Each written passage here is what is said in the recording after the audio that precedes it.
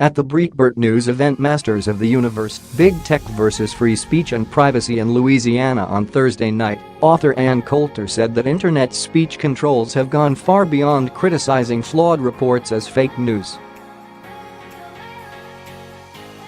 It is actual censorship, and it is terrifying, she declared.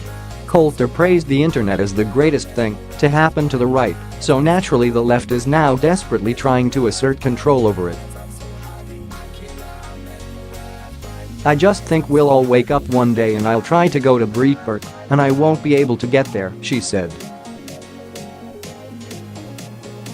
"I'll try to email you, and it won't be able to get there. I won't be able to find the Drudge Report." The internet has been a disaster for the left, Coulter pronounced. The left already controls all the institutions. They have all the networks.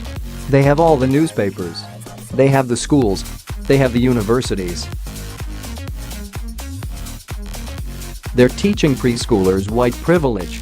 They can't possibly gain anything from the internet.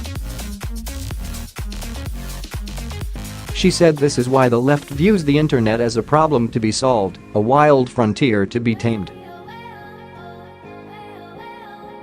"It used to be a matter of playing games with conservative sites and users, but now it's just direct censorship, as is happening to Breitbart. Any attack on the internet, on total free speech on the internet, is a disaster for conservatives," Coulter warned. "It's absolutely shocking what is being done to Breitbart. This is a major threat." She praised President Donald Trump for adroitly turning the charge of fake news, which was originally intended to stifle conservatives, back against the mainstream media.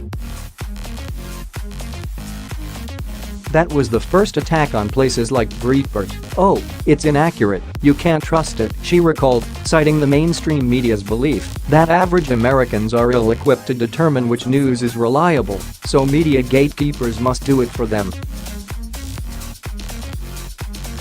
She decried the tendency of those media gatekeepers to stifle news that does not fit their preferred narratives, as in the case of the recent shooting at YouTube. Coulter saw the praiseworthy tendency of younger news consumers to get their information from the internet as a distinct threat to old media. "No one under 50 is getting news from the mainstream media anymore," she remarked. "Basically all the mainstream media is like a notice, there's been a shooting at YouTube. And then you go to the internet to find out what happened. Okay, look up YouTube online. It's driving them crazy. So they start by attacking the crowdsourced news as inaccurate. Now, as I've been finding out from the brilliant Professor Epstein, it's way more than that. It's actual censorship, and it's terrifying." Coulter was praising the work of fellow panelist Robert Epstein, whose seminal June 2016 essay The New Censorship argued that Google isn't just the world's biggest purveyor of information, it is also the world's biggest censor. Epstein took the topic handed off by Coulter and explained that big tech poses troubling problems of both surveillance and censorship. Facebook, Twitter, and especially Google are gathering massive amounts of information about us, and they are also influencing what information we receive. Even Twitter makes decisions about whether or not Ann Coulter's tweets are going to go to her followers or not, he pointed out. That is called shadowbanning, and that has been documented. They actually do that.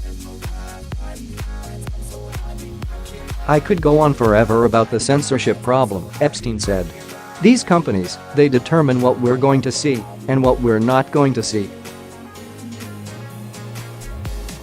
Sometimes they put fancy language on it, like they're going to suppress fake news stories. The fact is, we don't know what rules they're applying, and there's lots of evidence now that they are systematically suppressing political views that they just don't like, not just on the right, by the way, but progressives as well." They just go after anyone they want to, and there's nothing we can do about it. There's no recourse, he said. Epstein observed that much of this stealthy censorship is carried out automatically by algorithms that are completely inscrutable to the general public. If Breitbart published a nice satirical piece, brilliantly written, wouldn't that look like a fake news story, he asked. And wouldn't it get automatically censored? Because the algorithms, and for that matter the people who are making these decisions, they would look at what he just said as something that's false, invalid, unreasonable, and it would get censored. This kind of power should not be in the hands of a handful of executives in Silicon Valley who are not accountable to us, the general public. They're accountable only to their shareholders, Epstein warned. Later in the panel, Coulter disputed the libertarian argument that censorship is only a serious problem if the government does it, a notion that she found increasingly inapplicable in the era of big tech. If your speech is silenced, your speech is silenced. I don't really care who's silencing me, she pointed out.